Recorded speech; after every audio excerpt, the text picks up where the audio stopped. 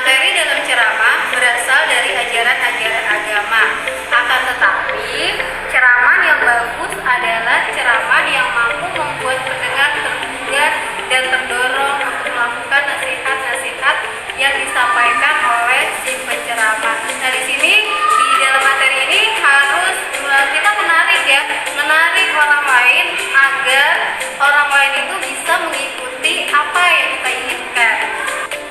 Selanjutnya adalah metode ceramah. Metode ceramah adalah cara-cara yang digunakan seorang penceramah untuk menyampaikan materinya.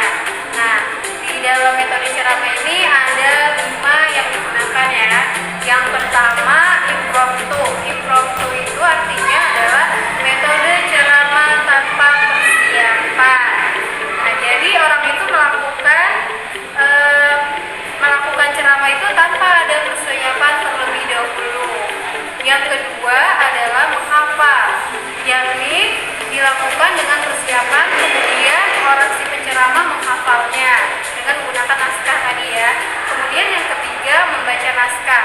Membaca naskah melakukan ceramah dengan naskah lengkap.